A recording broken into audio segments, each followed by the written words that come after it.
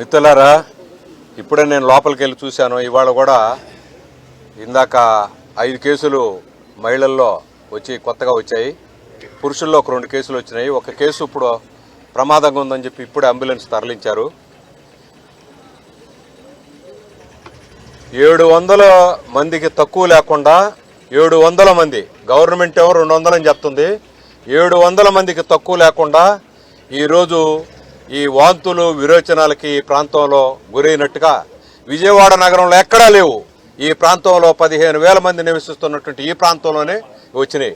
ఇక్కడ pipe line municipal corporation వాళ్ళు pipe line సరిగ్గా మెయింటైన్ చేయక తీవ్రమైనటువంటి లోపభూయిష్టమైనటువంటి పద్ధతుల్లో ఇది ఉన్నందువల్లే ఇక్కడ ఈ రకమైనటువంటి కంటామినేషన్ జరిగింది.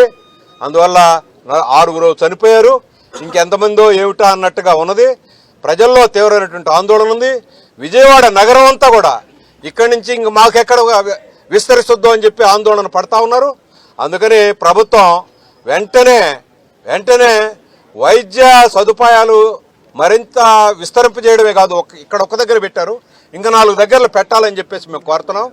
ఇవాళ మధ్యాహ్నం ఈ సెంటర్లోనే మేము భోజనాలు స్టార్ట్ చేస్తున్నాం. భోజనాలు లేక, ఇళ్లలో పనులు లేక, పనులు పోలేక ఈ 700 కుటుంబాలు, 1-2 కుటుంబాలు కాదు, ఒక బ్రెడ్, ఒక ప్యాకెట్ మిల్క్, దానికి తోడు ఇవాళ మధ్యాహ్నం నుంచే భోజనాలు ఒక 700-800 మందికి ఇక్కడ తయారు చేసి పెట్టడానికి మేము సిద్ధమవుతున్నాం. మేము మనవి చేస్తున్నాం, ఈ గవర్నమెంట్ ప్రజల యొక్క ప్రాణాలతో చెలగాటం ఆడేటువంటి కార్యక్రమాన్ని స్వస్తి చెప్పి వెంటనే ఈ ప్రాంతంలో మంచినీటి పైప్ లైన్లన్నింటినీ కూడా రీప్లేస్ చేసి కొత్త పైప్ లైన్లు వేయాలా. ఈ ప్రజల యొక్క మున్సిపల్ కార్పొరేషన్ పరిధిలో పారిశుధ్యాన్ని కాపాడాల్సినటువంటి బాధ్యత మున్సిపాలిటీది. టోటల్గా ఫెయిల్ అయిందని చెప్పేసి ఇక్కడ కనపడుతుంది. ఆ తాడేపల్లిలో, ఈ పక్కన ఉన్నటువంటి సింగనగర్లో అనేక ప్రాంతాల్లో జలము కొద్దిపాటి వానకే జనం అంతా కూడా ఇళ్లలో నీళ్లు వస్తున్నాయి. అందుకని ఇట్లాంటి పరిస్థితుల్ని నివారించేదానికి, ఇళ్లలోకి నీళ్లు వచ్చేటువంటి పరిస్థితిని నివారించడానికి డ్రైనేజ్ సిస్టమ్ని, విజయవాడ నగరం అంతా డ్రైనేజ్ సిస్టమ్ని మెరుగుపరచాలా. విజయవాడ నగరం అంతా ఒక మురికి కోపంలాగా తయారవుతా ఉంది.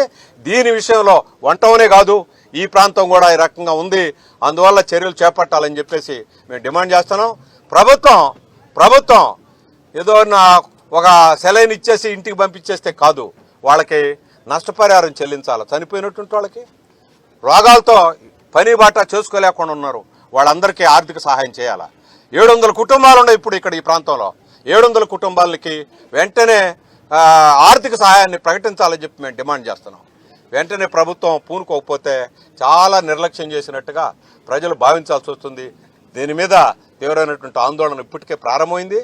దీన్ని నివారించాల్సిన బాధ్యత ప్రభుత్వం మీద ఉందని చెప్పి నేను డిమాండ్ చేస్తున్నాను.